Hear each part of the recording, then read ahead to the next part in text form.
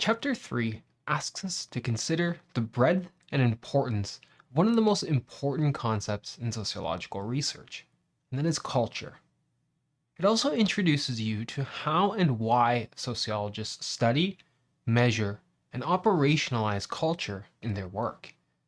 The learning objectives of this chapter are as follows: to consider the breadth and importance of culture, to learn the significance of cultural universals and cultural relativism, to differentiate between the ways that conflict theory, feminism, functionalism, and symbolic interactionism approach culture, to understand the role that language plays in culture, and be introduced to the meanings of high culture, pop culture, subculture, and counterculture, to distinguish between social capital, and cultural literacy, and to critically reflect on the culture of science.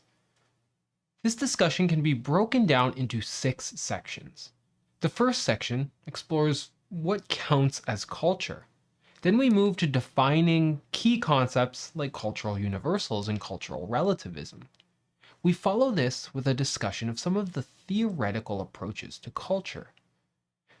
We'll talk about culture and language and patterns of cultural variation, and we'll close with a discussion of the culture of science. So what counts as culture? Culture is the foundation of any society and of any person within that society. It is a repository for a society's thoughts about good and evil, purity and impurity, virtue and vice, normativity and deviance, morals and ethics. It's a way that a society forms and maintains its goals, sets standards, and gives itself meaning. Culture encompasses all of the ways of life, including the arts, beliefs, and institutions of a population that are passed down from one generation to another generation. In this way, culture has been called the way of life for an entire society, and as such, it includes codes of manners, dress, language, religion, rituals, art, and so on. Importantly, cultures are always changing. They're not static things that don't change over time. In fact, culture is constantly changing in very interesting ways. For example, social media has fundamentally changed the culture of norms surrounding social interaction. Folks are now more connected than they've ever been, but they're also more distant in some ways. The culture surrounding social interactions and social expectations has changed as a result of the emergence of things like social media. Culture is also something people learn through socialization and perform in their everyday lives. We're all socialized to perform culture in everyday life. In other words, we're in some ways trained by folks like parents, teachers, and authority figures like media to perform culture based on a set of normative expectations, or what we call norms. Norms are rules that people in a society create to regulate how people behave.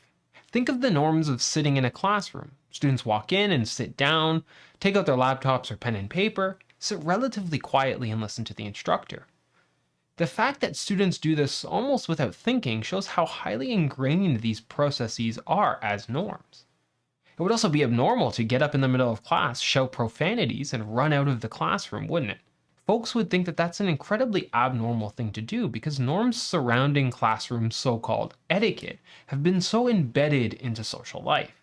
Any deviation from the norm would importantly be referred to by sociologists and criminologists as deviance, but we'll get there in chapter 5. 2 key concepts that sociologists use to understand culture as an organizing force in society are cultural universals and cultural relativism. A cultural universal is an element, pattern, trait, or institution that is thought to be common to all human cultures worldwide. Taken together, the whole body of cultural universals is what is known in some circles as the human condition. That is, cultural universals are thought to be aspects of culture that affect all societies and thus all people within them. Think of things like language, spirituality, art, etc. But also, can we think of things that seem to be culturally universal, but maybe not? Perhaps things like law, family names, land rights, specific languages, etc. In fact, something like our last name system that has been very influential in social organization since the 15th century was actually constructed in society to serve a particular function. In the 14th century and beforehand, folks in Europe, for example, were often referred to by a given name followed by some sort of signatory, like Sam Steelson, to refer to Sam, the son of a steelworker. But as the rise of capitalism took hold across Europe and private ownership became a fundamental organizing unit of society, sovereign states needed ways to keep track of their citizenry, to order, to register, to count them so that they could govern. Part of that was also to be able to efficiently tax people. There were other tax regimes, such as the window and door tax, to tax dwellings based on the number of windows and doors in a particular dwelling.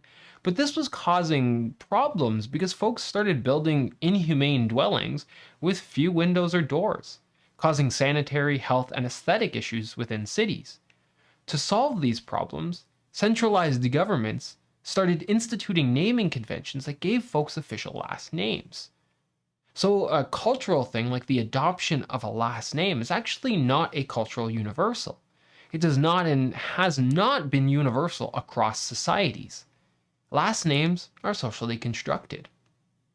Anthropologist George Murdoch identified 6 cultural universals: athletic sports, such as arranging exercise and harmless competition; bodily adornment, including status and selfhood; dancing, such as expressing feeling through movement; funeral ceremonies, for example, the handling of death and corpses; gift giving, like showing gratitude and fondness; and language, or giving commands and communicating views. Cultural universalism has often led to ethnocentrism. Ethnocentrism is a tendency to use one's own culture as a basis for evaluating other cultures. To think that your own culture is quote unquote the right culture, and evaluating others based on that assumption. Famous Frankfurt School social philosopher Theodor Adorno argued in The Authoritarian Personality, where he and his colleagues of the Frankfurt School established a broader definition of the term as a result of in-group, out-group differentiation, stating that ethnocentrism, quote, combines a positive attitude towards one's own ethnic or cultural group, the in-group, with a negative attitude towards the other ethnic or cultural group, the out-group. For example, historians continue to remind us that the Canadian state has a long-standing ethnocentric view of Indigenous peoples and their cultures. For example, after Canada's Confederation in 1867, the federal government took ethnocentric measures such as the implementation of the Indian Act and the creation of residential schools to force Indigenous peoples to abandon their traditions and adopt Western norms and customs, explicitly with the attitude towards Indigenous groups as an outgroup whose culture was approached negatively. This attitude towards Indigenous communities persisted and led to the 60s Scoop. The 60s Scoop refers to a large-scale, systematic removal, or scooping, of Indigenous children from their homes, communities, and families of birth through the 1960s, and their subsequent adoption into predominantly non-Indigenous middle-class families in Canada. This experience left many adoptees with a lost sense of cultural identity. The physical and emotional separation from their birth families continues to affect adult adoptees and Indigenous communities to this day. The idea of the residential school system and the enactment of the 60s Scoop were explicitly justified through the expansion and implementation of ethnocentrism in both legal and political frameworks. In contrast to cultural universals, cultural relativism is a willingness to understand and accept cultural practices that are different from one's own, but make sense within the context of society one is visiting. It's the view that ethical and social standards reflect the cultural context from which they are derived, and the acceptance that cultures are different, context-specific, and valid and valued outside of those cultures. In contrast to approaching culture as a universal thing through an ethnocentric lens, proponents of cultural relativism also tend to argue that norms and values of one culture should not be evaluated using the norms and values of another. For example, In the textbook, you'll learn about the idea of the cultural mosaic. A cultural mosaic is the mix of ethnic groups, languages, and cultures that coexist within society.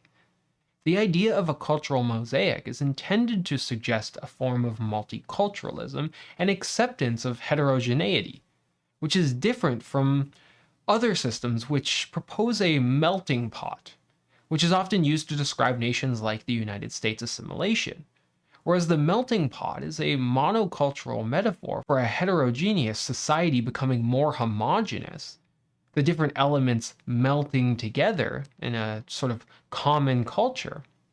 In other words, that folks will adopt the culture of where they live to be in line with the common culture.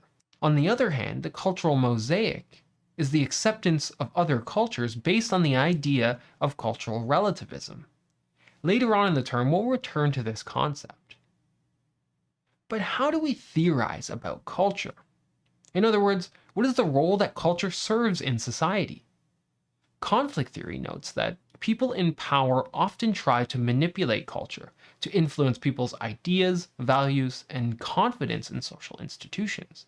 But how do they do that?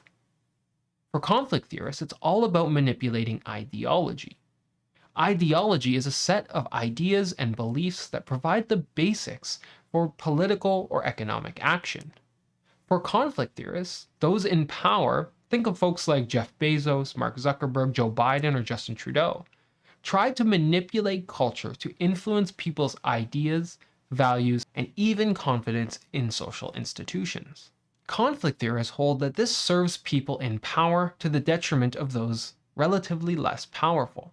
In a capitalist system, these attempts to manipulate culture serve the function of capital accumulation for the ownership class of the means of production. In other words, for conflict theorists, culture has been and is manipulated by the bourgeoisie class to maintain power over the proletariat, or the working class. One of the ways in which this is done is through what's called dominant ideology. Dominant ideology is a set of thoughts and beliefs that justifies and perpetuates the ruling class in a given society. For example, the dominant ideology of the American dream. That is, if one shows up every day, works hard at their job, develops new skills, and doesn't complain, they will achieve opportunity, prosperity, and success because of their hard work.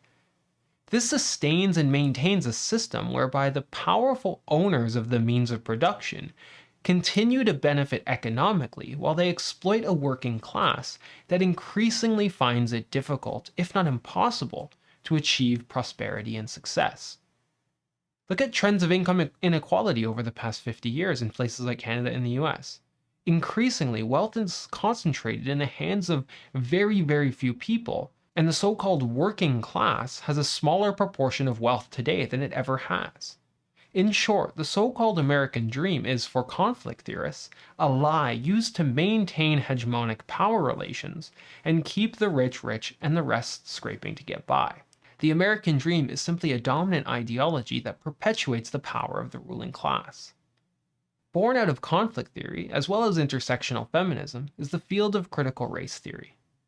Critical race theory asks us to consider culture as a means of perpetuating the dominance of a racialized hierarchy that favors white and white identifying people and their experiences. Critical race theorists note that people perceived as white, particularly in Western societies, enjoy advantages that those identified and treated as non-white do not experience.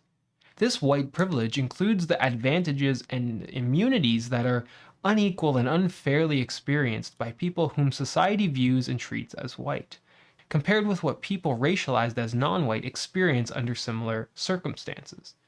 In The Skin We're In, Desmond Cole documents the process of walking down the street and how the sense of security and liberty is fundamentally conditioned by different threats for Black, Indigenous, and people of color, who have to fear other people's judgment, and the policing gaze, which has been empirically shown to target them. There exists controversy over the delivery of critical race theory in schools in places like the United States, and perhaps this might culturally transmit to Canada as well.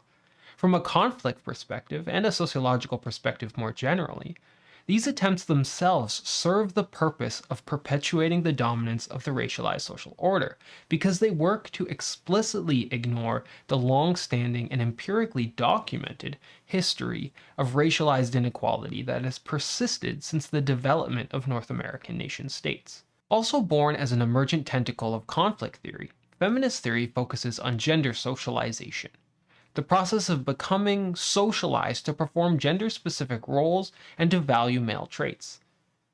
Gender socialization is the process of learning the attitudes, thoughts, and behavior patterns that a culture considers appropriate for members of each sex, in which gender performances are based. For example, we are socialized to accept and perform gender norms based on our apparent gender identity. As we'll talk about in Chapter 7, we know that gender identity is wonderfully complex, and we also know that culture is ever-changing, dynamic, and constantly in flux and evolving.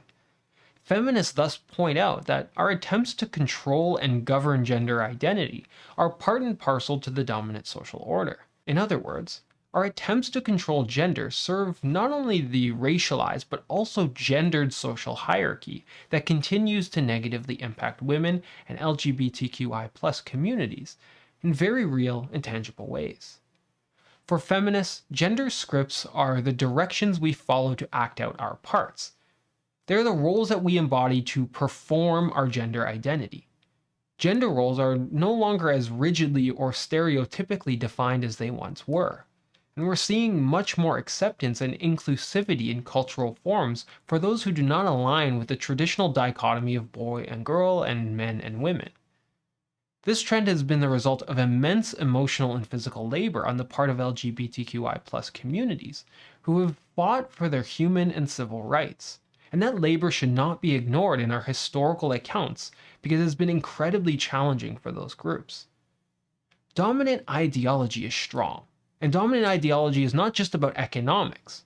It's also about race, gender, and sexuality.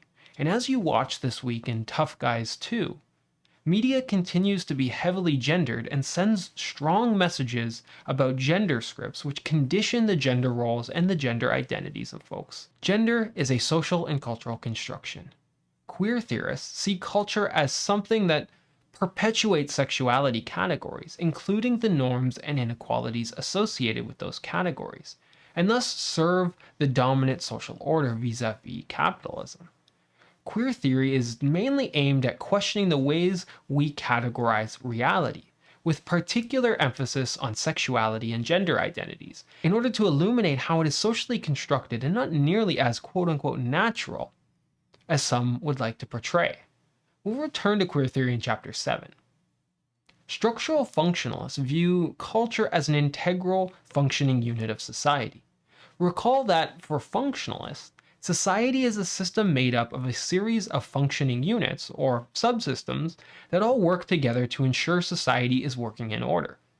Much like the body with its brain, lungs, heart, central nervous system, etc., society functions as a system of interconnected parts that all serve functions, and at times dysfunctions, which threaten the entire system. Functionalist sociologists who emphasize order typically look to culture to explain how and why society largely remains the same from one day to the next. How society binds together in predictable and ordered ways. For example, functionalists look at the high value people put on post-secondary education as a response to the need of a modern society for highly educated workers to function properly. That we need to train our workforce of tomorrow to ensure proper functioning of the capitalist system. Cultural values and norms serve the purpose of binding society together. It is a subsystem of society that we use to ensure order and maintain the functioning of society through art, through education, through language, through religion, etc. In that way, it is an inherently macro-sociological approach, in that it looks at large-scale institutions and systems that are important for social life.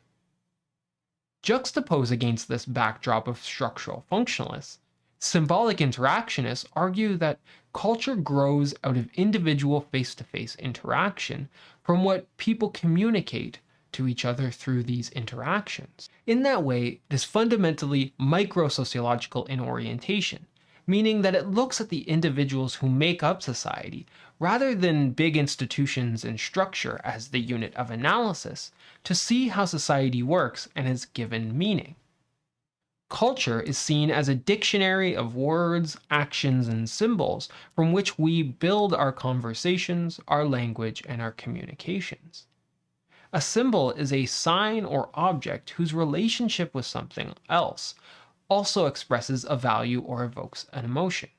For example, a piece of clothing, a flag, a logo, or material possession such as a house or a car. Symbolic interactionists focus on how people continuously invent, revise, and perpetuate their culture through their everyday interactions. One of the most important aspects of culture is undoubtedly language. Language is the most general and flexible form of culture. It's an abstract system of sounds, signs, speech, written characters, and gestures, like nonverbal communications, used to express thoughts, feelings, beliefs, etc. And indeed, words carry both intended and unintended meanings. Both form the basis of language. And different languages provide people with different conceptual tools to organize and interpret the very reality that they exist. Signs are gestures, artifacts, or words that express or meaningfully represent something other than themselves. They are used in communication to give meaning to social interactions. Feminist sociologists focus on the way in which culture, through language, shapes our perception of gender norms. Indeed, androcentric or sexist expression or language illustrates and perpetuates gender inequality in our society, and you saw a lot of that in your screening of Tough Guys 2 for this week. Think about how the words we use to express seemingly innocuous things in society and how they're incredibly gendered. Think of terms like mankind, policeman, fireman, or chairman. How are these not gendered to say something about these positions? Now that we know a little bit about the theoretical approaches to culture and highlighted the importance of language as an aspect of it, we can begin to discuss patterns of cultural variation. A subculture is a group that shares the cultural elements of the larger society, but also has its own distinctive values, beliefs, norms, style of dress, or behavior patterns. Some typical examples are goths, emo kids, bikers, hipsters, etc. A counterculture is a subculture that rejects conventional norms and values and adopts alternative ones. For example, anti-Vietnam War, sexual revolution groups, and environmentalist groups of the 1970s rejected the conventional norms and values of the time and adopted completely new sets of norms within those communities. Organizational culture values, norms, and patterns of action that characterize social relations within formal organizations. Also, the way an organization deals with its environment. It includes norms and values that are culturally specific to an organization. They provide their members with solidarity, community, social relationships, and emotional satisfaction. Material culture refers to those aspects of a society's culture that are visible and take a material form. For example, tools, books, records, houses, and human activities like sports equipment. High culture includes high-income group preferences, tastes, and norms. For example, the fine arts, classical music, ballet, and other highbrow concerns. High culture excludes more people than it includes by definition. It is an exclusionary form of culture because it is less accessible due to supply and demand features of modern capitalism. Exclusivity by design. Popular or mass culture is the culture of the quote-unquote ordinary, or the majority of people. It's the objects, preferences, and tastes that are widespread in society. Think of the Billboard 200 charts, mainstream art and music, and sports, etc. Frankfurt School critical theory scholar Theodor Adorno studied music, for instance, and documented how popular culture subsumed non-mainstream music and presented it in patterned, expected, and pre-packaged forms to assist in the proliferation of dominant ideology in advanced capitalist societies. He highlighted how music began to all sound alike, that same 4/4 timing, the same formula of intro, verse, chorus, bridge, verse, chorus, etc., to promote the idea of uniformity and mass appeal of culture. As a conflict theorist, he held that this was done by powerful people in order to create uniform tastes in music, and this would in turn benefit the people who control the means of production of the music industry. In other words, that mass culture would fuel capital accumulation and the capitalist system more broadly. For folks like Noam Chomsky, mainstream news, as a representation of mass culture, does the same thing but for news. You might think of the same when it comes to education, to politics, to religion, etc. Cultural capital includes a body of knowledge and social skills that help people get ahead socially. Cultural capital often includes learning about and taking part in high culture. Think of the university as a formative sort of experience in your cultural capital. Is the university itself not exclusionary by design? Often people with a lot of cultural capital also have a lot of social capital. Social capital includes both economic and non-economic resources that one gains from being part of a network of social relationships. It's the you are who you know type of thing for sociological concepts. Your network often, but not always, determines where you sit in the social system. Social and cultural capital are powerful aspects of social life. Important to all of this is the idea of cultural literacy. Cultural literacy is enough general knowledge of a society's popular culture that allows one to communicate effectively with an adult member of that society. To successfully navigate a society and accumulate social and cultural capital, which can then sort of create the chance to leverage into economic capital. Think about the social media platform LinkedIn, literally a network based on translating social capital into economic capital. Through engaging with others on LinkedIn, you are explicitly trying to leverage a social network into new opportunities for cultural and economic capital.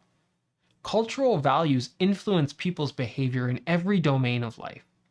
Indeed, values from one domain, like religion, politics, art, etc., can influence values in another domain, such as the economy.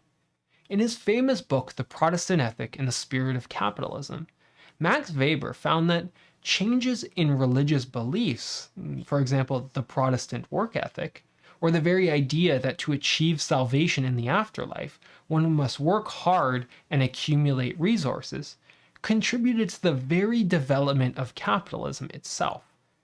In other words, he traced how the rise of so-called Protestant ethic, that salvation comes from capital accumulation, led in many ways to the rise of the entire social system of capitalism that we still exist in today. Wild stuff!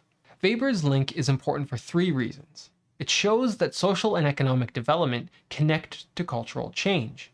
It reminds us that change in one part of society generates unexpected changes in another part. And it reminds us that culture is not static, nor always a hindrance to social change. There's also culture of rationality and logic, or what some call the culture of science. Robert Merton's classic model of scientific thinking from 1973 treats science as a social institution governed by norms and cultural values like any other institution.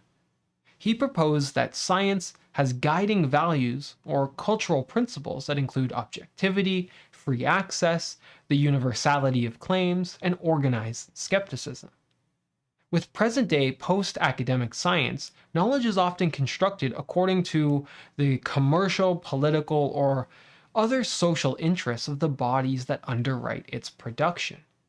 As such, science is not disinterested, unbiased, or universalistic. Science itself has a culture that can be explored sociologically for its antecedent conditions, its form, and its social consequences. In other words, science is not antithetical to culture. They go hand in hand just like any other social system, and it's up to us to empirically explore. Nowhere is this more clear than when one considers the relationship between science, technology, and cultural change. Cultural integration is the process that fits together parts of a culture so that they complement one another. It's when individuals from one culture adopt practices from another culture without changing their own. Examples of this practice include the introduction of cultural foods, beliefs, or arts to a different culture. Technology and globalization have made this incredibly easy and efficient as a social process, but it also has led to mass cultural appropriation, or the unacknowledged or acknowledged and often problematic adoption and dominance of the customs, practices, ideas, etc., of one people or society by members of another and typically more dominant social group. Mass media are forms of communication that pass information to and influence the opinions of large audiences without any personal contact between the senders and the receivers of this information. This is, of course, accomplished through a variety of forms like television, movies, newspapers, internet, social media, and radio.